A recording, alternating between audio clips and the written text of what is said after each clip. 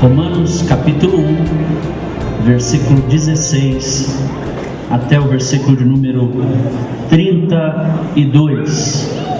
Não me envergonho do Evangelho, porque é o poder de Deus para a salvação de todo aquele que crê, primeiro do judeu e depois do grego. Porque no Evangelho é revelada a justiça de Deus, uma justiça que do princípio ao fim é pela fé. Como está escrito, o justo viverá pela fé. Portanto, a ira de Deus é revelada dos céus contra toda a impiedade e injustiça dos homens, que suprimem a verdade pela injustiça. Pois o que de Deus se pode conhecer é manifesto entre eles, porque Deus lhes manifestou. Pois desde a criação do mundo, os atributos invisíveis de Deus, seu eterno poder e sua natureza divina, têm sido vistos claramente, sendo compreendidos por meio das coisas criadas, de forma que tais homens são indesculpáveis. Porque tendo conhecido a Deus, não o glorificaram como Deus, nem lhe renderam graças, mas os seus pensamentos tornaram-se fúteis, e o coração insensato deles obscureceu-se. Dizendo-se sábios, tornaram-se loucos, e trocaram a glória do Deus imortal por imagens feitas segundo a semelhança do homem mortal, bem como de pássaros, quadrúpedes e répteis. Por isso Deus os entregou à impureza sexual, segundo os desejos pecaminosos do seu coração, para a degradação do seu corpo entre si. Trocaram a verdade de Deus pela mentira, e adoraram e serviram as coisas e seres criados em lugar do Criador, que é bendito para sempre. Amém. Por causa disso, Deus os entregou às paixões vergonhosas. Até suas mulheres trocaram suas relações sexuais naturais por outras, contrárias à natureza. Da mesma forma, os homens também abandonaram as relações naturais com as mulheres e se inflamaram de paixão uns pelos outros. Começaram a cometer atos indecentes, homens com homens, e receberam em si mesmos o castigo merecido pela sua perversão. Além do mais, visto que desprezaram o conhecimento de Deus, Ele os entregou a uma disposição mental reprovável, para praticarem o que não deviam. Tornaram-se cheios de toda sorte de injustiça, maldade, ganância e depravação. Estão cheios de inveja, homicídio, rivalidades, engano e malícia. São bisbilhoteiros, caluniadores, inimigos de Deus, insolentes, arrogantes e presunçosos. Inventam maneiras de praticar o mal e desobedecem a seus pais. São insensatos, desleais, sem amor pela família, implacáveis. Embora conheçam o justo decreto de Deus, de que as pessoas que praticam tais coisas merecem a morte, não somente continuam a praticá-las, mas também aprovam aqueles que as praticam. A igreja pode dizer amém pela leitura bíblica? Amém. Irmãos, com base neste texto lido falando sobre o Evangelho, eu quero lhes informar o que os irmãos sabem e relembrá-los de que o capitão da nossa salvação não nos deu um evangelho reduzido. Hoje nós vemos um evangelho superficial, um evangelho aleijado, manco. E que é importante informar a igreja é que o Evangelho não se resume em 4 leis espirituais ou 5 coisas que você deve saber sobre Deus e que você é pecador e pronto. O Evangelho é algo mais profundo do que isso. É algo mais maravilhoso que deve nos encantar todos os dias da nossa existência aqui na terra. Quando você ouve uma coisa repetidas vezes, se perde o seu poder. Este algo se torna sem valor muitas vezes. E é isso que eu quero, pelo Espírito Santo de Deus, alertar a igreja do Senhor aqui em Utinga, que você não pode enjoar do Evangelho, porque o Evangelho é poder. Você não pode enjoar-se do Evangelho. Na verdade, nós vamos aqui afirmar para a igreja do Senhor aqui em Utinga, que enquanto nossa igreja permanecer no Evangelho bíblico e não no cristianismo moderno, estaremos firmes na grandiosa salvação feita por nosso Jesus até que Ele volte. Algumas perguntas eu quero fazer para que você entenda a meditação da palavra nesta noite. Meu querido, o que te fará amanhã acordar como um crente? Qual é a segurança que você tem que amanhã você vai acordar como um crente? Se não for pela presença de Jesus morando no teu coração e na tua alma todos os dias. Esta é a realidade do Evangelho, a presença de Jesus conosco, o Emanuel, o Deus conosco. Este Emanuel, ele é tão bom, ele é tão gracioso, que ele nos enviou outro Consolador.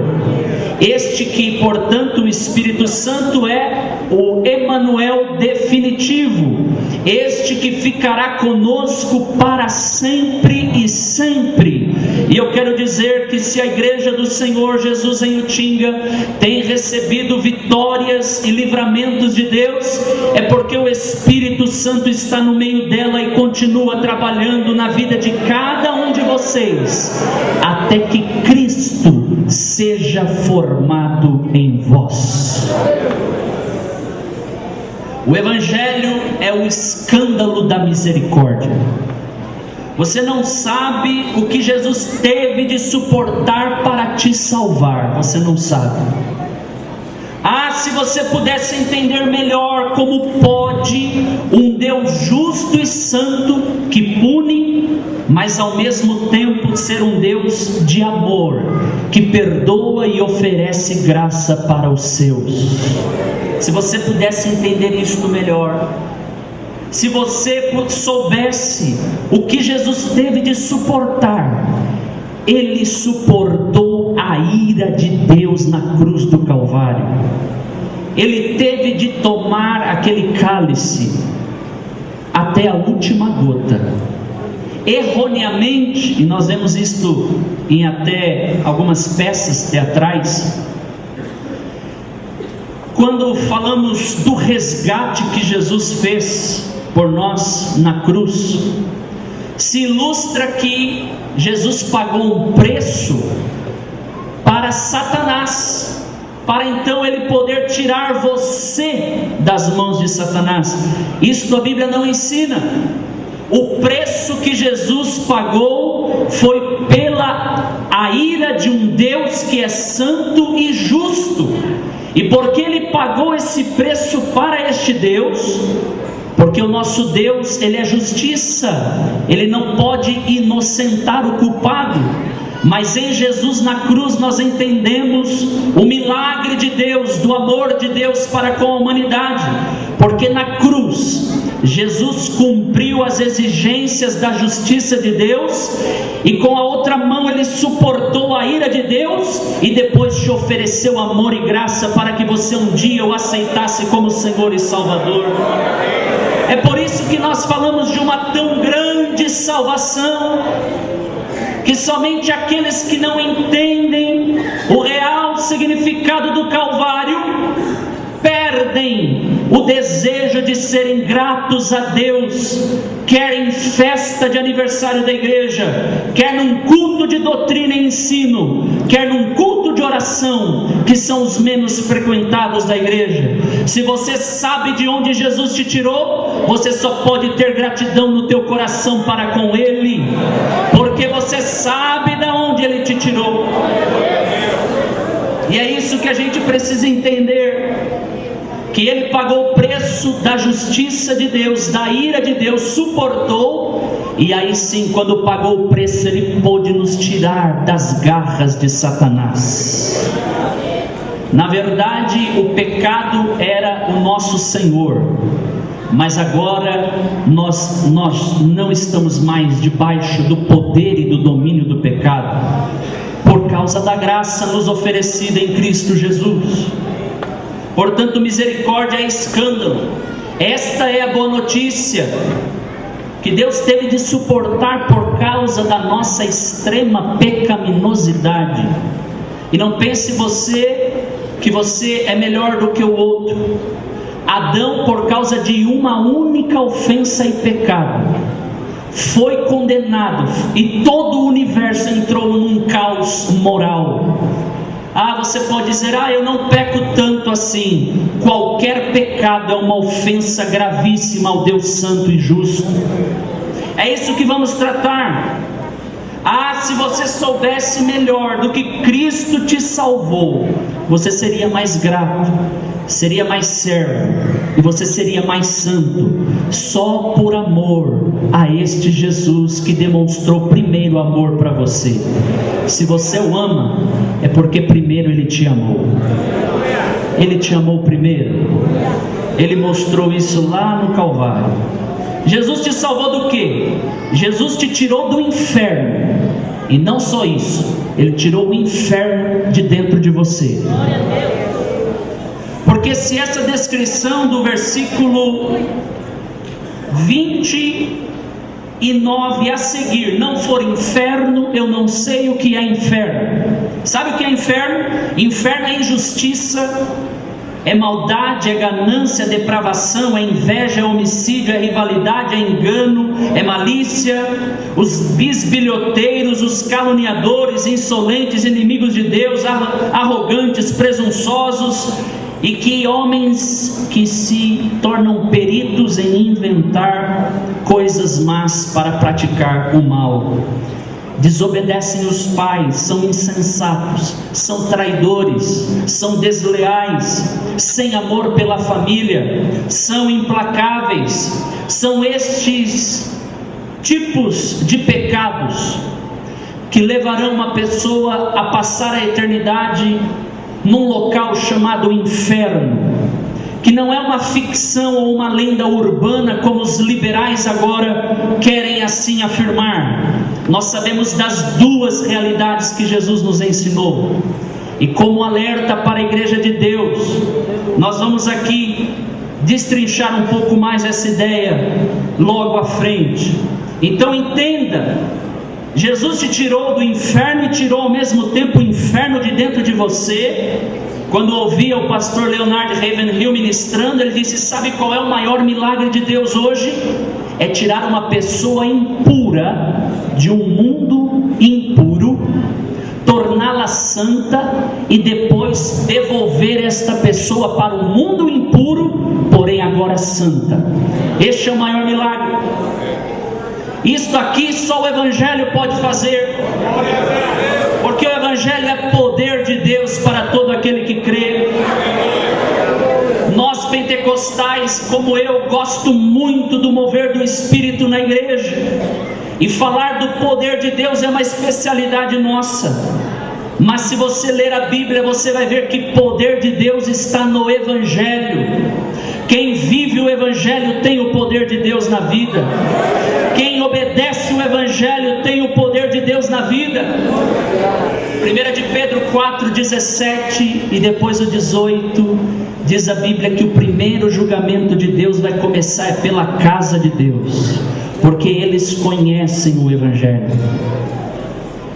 E diz Pedro no versículo 18: Se para o justo é difícil obedecer o Evangelho, o que será daqueles que desobedecem o Evangelho?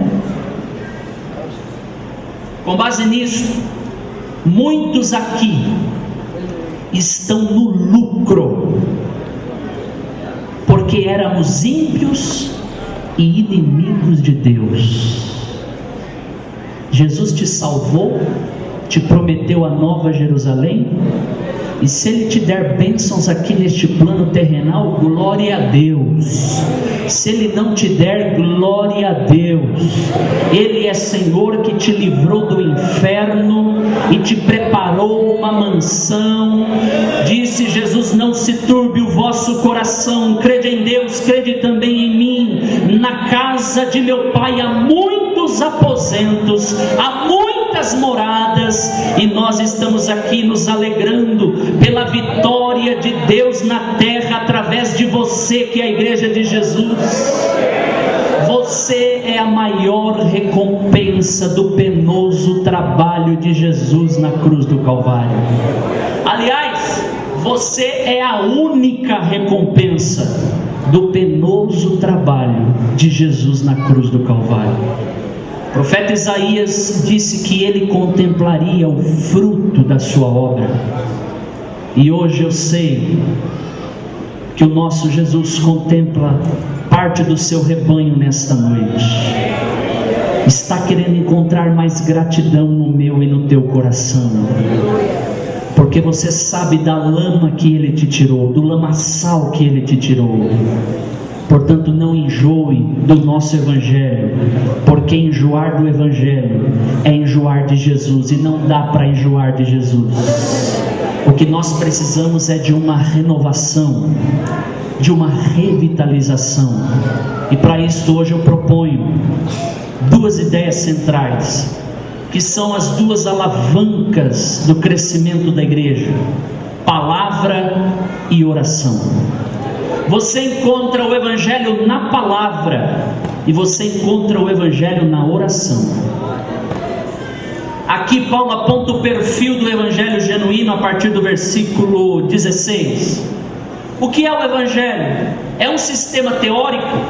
É um conjunto de regras, proibições, permissões? Não, o Evangelho é uma pessoa. O Evangelho se chama Jesus Cristo, Filho de Deus, o homem de Nazaré, o meigo nazareno, que o lugar mais distante que ele foi no Egito, mas nunca saiu da Palestina, e influenciou a história. Este Evangelho chegou até este local, a nossa nação brasileira, e este Evangelho chegou aos teus ouvidos e chegou ao teu coração, e hoje você sabe a quem pertence. Eu pertenço a Jesus Cristo e nada mais. Eu sou dele e ele é meu. Eu sou do meu amado e o meu amado é meu. É isso que precisamos lembrar sempre. O Evangelho é uma pessoa. Quando a gente começar a se cansar das liturgias, dos cultos, tome cuidado, tem alguma coisa errada no teu cristianismo, tem algum vazamento no teu cristianismo. Você não pode, meu irmão, entrar na rotina, no costume, na monotonia, porque Jesus, ele é tão infinito. Como sempre digo aqui, você vai precisar de uma eternidade toda para conhecê-lo em parte. Ele é infinito, ele é infinito. Você vai precisar de uma eternidade para adorá-lo. Hoje à tarde eu lia a respeito da respiração. Sabe o que é respiração? Respiração é uma dádiva que Ele te dá para você retornar em adoração a Ele. Isso é respiração. Você só está vivo por causa da respiração que Ele te dá. Você só tem saúde porque Ele também te preserva em saúde. E mesmo aqueles, como estamos neste projeto da cura divina, que estão passando por dificuldades no seu corpo, a sua alma está selada pelo Espírito de Deus. Você está guardado para o dia da redenção. E a igreja do Senhor Jesus não se esquece: Maranata, ora vem Senhor Jesus, volta Jesus. Enquanto isso, a igreja trabalha em cooperação com o Espírito Santo no apelo evangelístico. Quem quiser, venha. E o Espírito e a noiva e a esposa dizem: vem. E quem quiser, venha e tome de graça da água da vida. Eu quero te dizer que a água da vida está aqui nesta noite. O pão da vida está aqui nesta noite.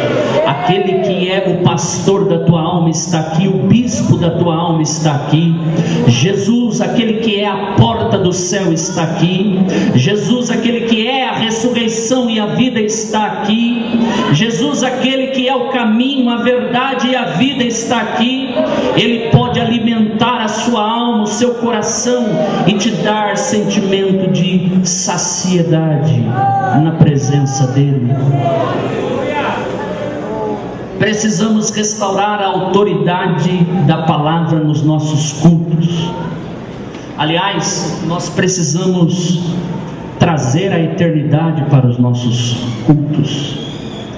Aliás, nós precisamos trazer os poderes do mundo vindouro para os nossos cultos.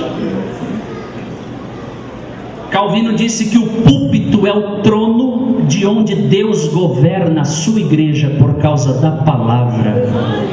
Stott disse que as escrituras são o cetro por meio do qual Cristo governa a igreja. Se tem crente salvo nesta noite, saiba que você está sendo governado pela palavra de Deus nesta hora. A palavra é o cetro de autoridade de Cristo na igreja. J.I. Packer disse que a Bíblia é a pregação de Deus. Portanto, nós precisamos que a Bíblia seja pregada como ela é, não para agradar os ouvintes, porque um evangelho que não ofende é um evangelho inoperante. Por isso que para a mentalidade carnal o evangelho é loucura, é escândalo, mas para nós que somos salvos é o poder de Deus, é a sabedoria de Deus, Cristo entre nós. Nós vamos encontrar uma lista de coisas que são evidenciadas ou que evidenciam o evangelho. Primeiro, Paulo fala no versículo 16 o que é o evangelho. O evangelho é poder de Deus. Depois ele diz, é salvação de Deus. Porque a salvação vem de Deus. Ele é o alfa e o ômega da salvação. Ele é o autor e o consumador da nossa fé. Jesus, ou o evangelho, é a justiça de Deus. O evangelho também revela a ira de Deus, os atributos de Deus. Deus é justo, Deus é santo, Deus é puro, Deus é perfeito. É por isso que uma certa vez um irmão foi indagar um pastor experiente por que é que ele não estava pregando sobre pecado mais na igreja. E o pastor, muito inteligente, com a sabedoria do céu, disse: nós, na verdade, entendam a colocação, não precisamos pregar sobre o pecado, basta apenas pregarmos sobre quem Deus é, o caráter de Deus, a santidade de Deus, a justiça de Deus. Se você entender que você está se relacionando com Deus santo, qualquer pecado que você cometer, você sabe que é uma ofensa gravíssima ao santo Deus. A W. Tozer, no seu livro 5 votos para obter poder espiritual, no primeiro voto ele disse que nós devemos tratar o pecado radicalmente, porque hoje o pecado tem novo nome e nova cara. Mas pecado é pecado, o que a Bíblia diz que é. Ou seja, como a lista de pecados que lemos aqui, se alguém tem inveja, este pecador é invejoso. Se é cobiça, cobiça, é cobiça. Se é maldade, é maldade. Se é injustiça, é injustiça. Se é deslealdade, é deslealdade. Se é fornicação, é fornicação. Se é adultério, é adultério. Se é mentira, é mentira. O nosso Deus não mudou e a sua palavra nos corrige neste dia. Eu te digo, meu querido e minha querida, o nosso Deus é santo e justo. Não abusa da graça. Não abusa da graça, não abusa da bondade de Deus, não abusa do amor de Deus, não, meu querido. Romanos 2,4 diz que, na verdade, a bondade de Deus nos conduz ao arrependimento. Paulo disse em 2 Coríntios 5,14: o amor de Cristo nos constrange. Muita gente é tentada a entender este versículo como sendo o amor de Paulo a Cristo que o constrange. Não, é o amor dele que nos constrange. É o amor manifestado por Cristo que nos constrange. A gente, na verdade, olha para dentro de nós, como numa oportunidade eu mencionei no Parque Marajoara, o pastor Levi, estávamos ali no trabalho de jovens. Numa ocasião, a irmã Toninha, a missionária Toninha, ela está aqui? Cadê a missionária Toninha? Ah, ok. Ela me fez uma pergunta: pastor, a Bíblia diz que nós somos santos? Eu disse: sim, irmã Toninha. Mas ela diz que nós somos pecadores? Eu falei: sim, irmã Toninha. Então como é que a gente faz isso, Arthur? Aí eu me socorro da aula do pastor Bittencourt, da santificação posicional e da santificação prática, progressiva. O que quer dizer isso? Significa que do ponto de vista posicional, em Cristo, nós somos santos, porque quando Deus olha para nós, Ele vê primeiro o seu Filho na nossa vida. Do ponto de vista progressivo e prático, eu e você todos os dias devemos abandonar, reconhecer, identificar, nomear e repudiar o pecado das nossas vidas. E você vai eliminando dia a dia, até aquele dia onde seremos glorificados. E sabe o que vai acontecer? Seremos incapazes de pecar, porque enquanto estivermos nesta natureza humana, nós temos fraquezas, falhas e pecados. Mas um dia nós experimentaremos no alvo máximo desta graça, na plenitude dela, que o projeto maior de Deus para comigo e para você é que você seja semelhante ao caráter e à santidade de Jesus. Que coisa extraordinária! Um dia você vai se parecer mais com Jesus do que você parece hoje. Um dia você vai estar melhor, querido. Um dia você vai estar melhor, querido. Estará melhor. Fique com esta palavra no teu coração. Evangelho revela os atributos de Deus. Enquanto tivermos liberdade para pregar o único Evangelho, Deus será conosco.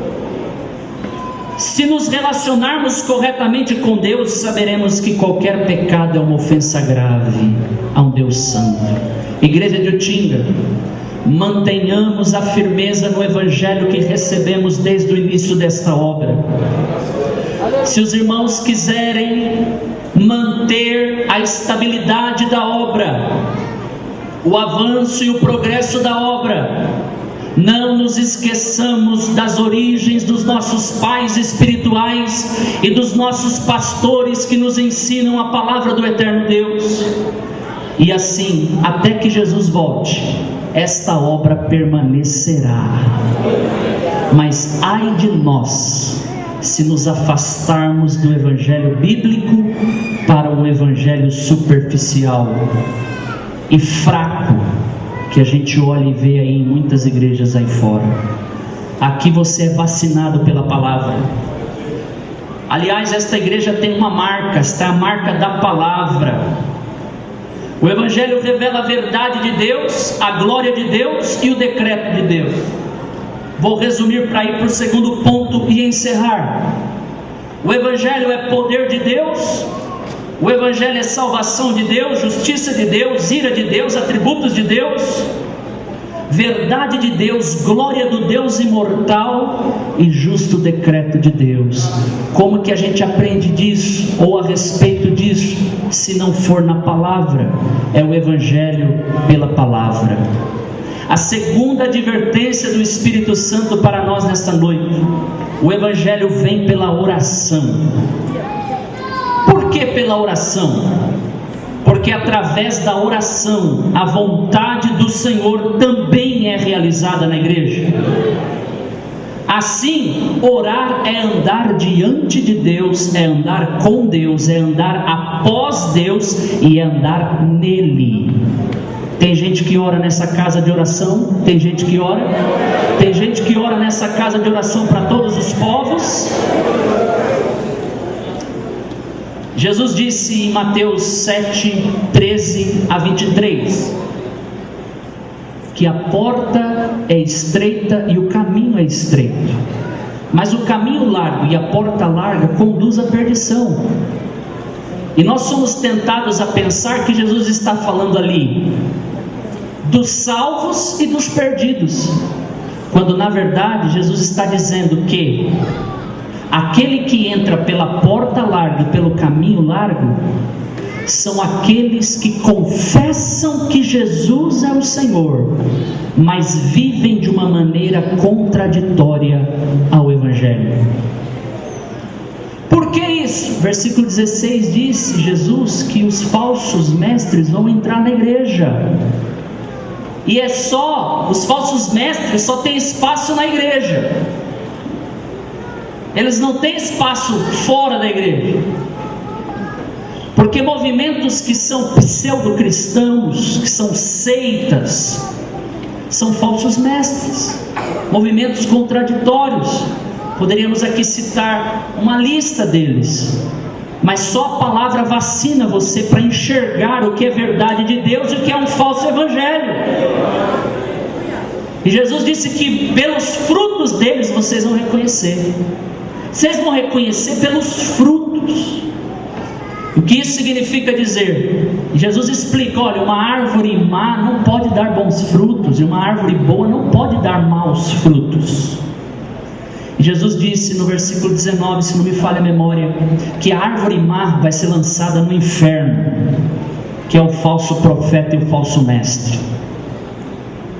Aí no versículo 20 ele diz de novo: olha, mas vocês vão reconhecer estes que são árvores más pelos seus frutos. E no 21, versículo conhecidíssimo da igreja, muitos, e aí inclusive pastores, dirão naquele dia: Senhor, Senhor. Toda vez numa mentalidade hebraica que se repete a ideia porque quer se dar ênfase: Senhor, Senhor, nós somos bons. Peraí, Senhor, o Senhor está fechando a porta?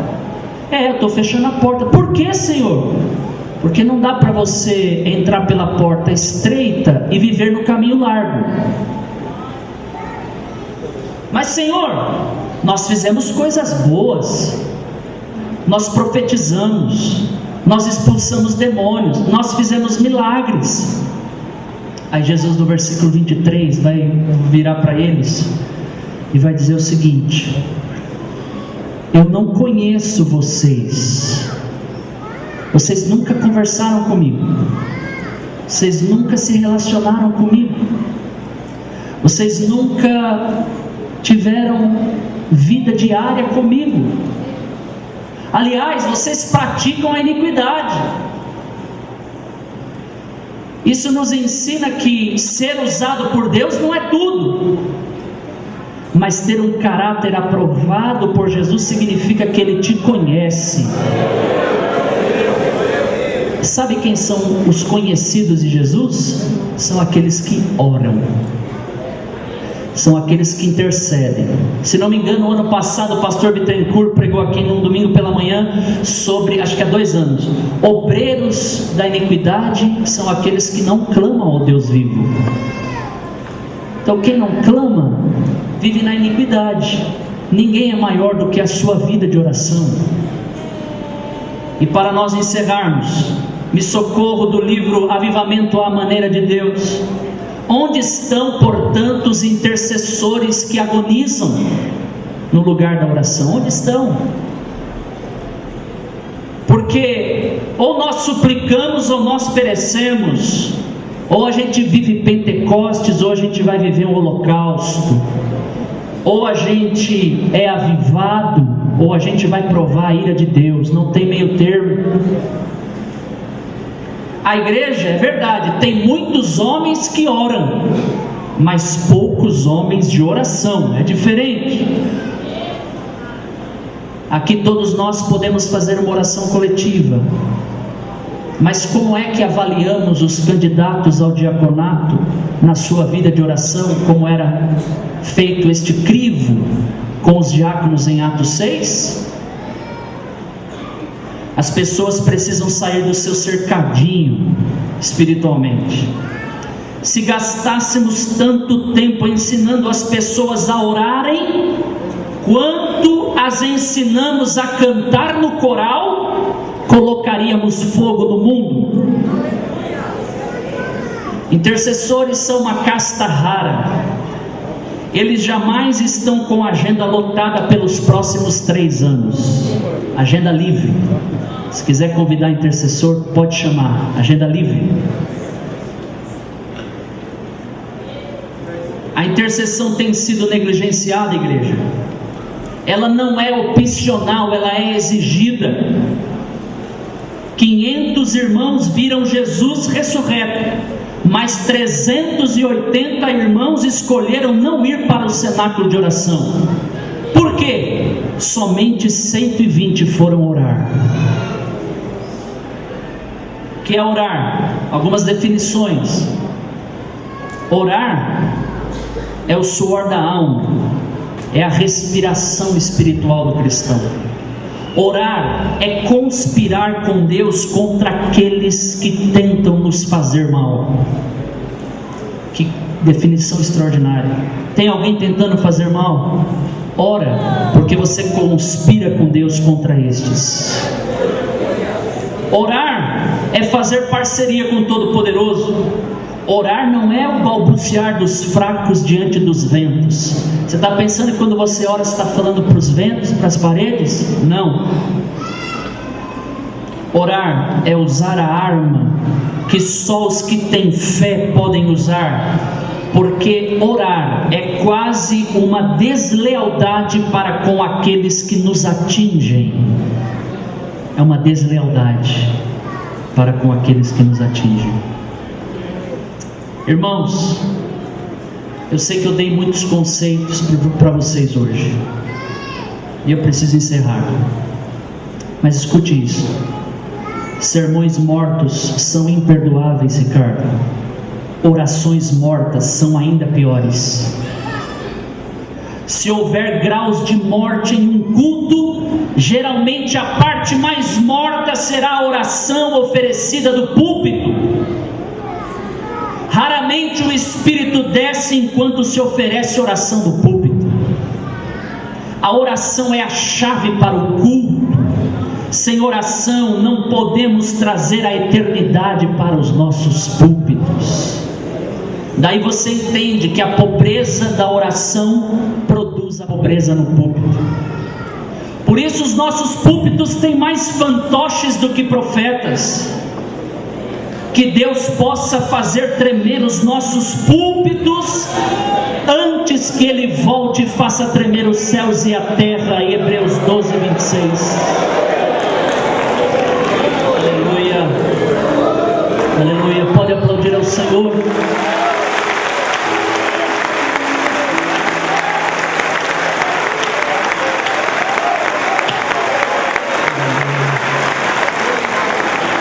Senhor, ensina os pregadores a orar.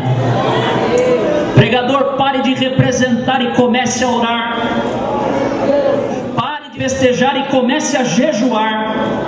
Fale menos com os homens e converse mais com Deus. Ouça menos os homens e ouça as palavras de Deus. Pare de viajar e comece a guerra espiritual na oração. Os homens continuamente se exaltam no púlpito. Eles querem exibir os seus talentos. Entretanto, quem se gaba no quartinho de oração? Lá a nossa oratória sem unção é um gaguejar. Senhor, Jesus, misericórdia. Os discípulos estavam fascinados com o ministério de milagres de Jesus, Mateus 4:23.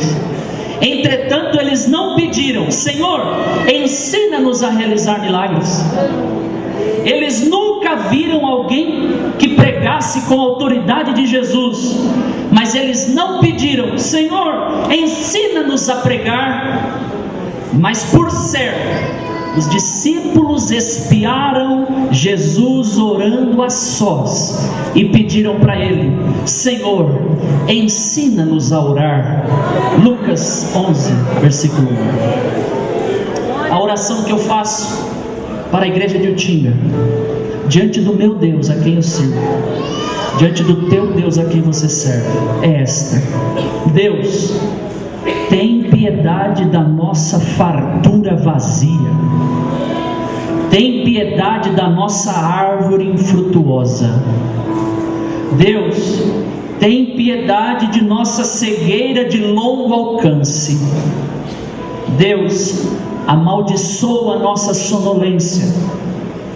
Transforma as palavras muito usadas em ação.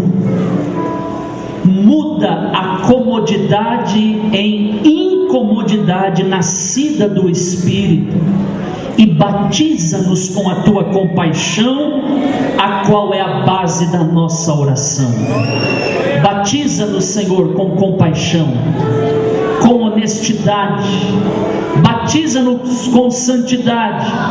Se a gente tratar o nosso pecado radicalmente, teremos mais poder do Espírito na vida, saberemos como orar e agradaremos ao nosso Deus enquanto vivermos aqui nesta terra, até que nos seja liberado os portais do reino celestial.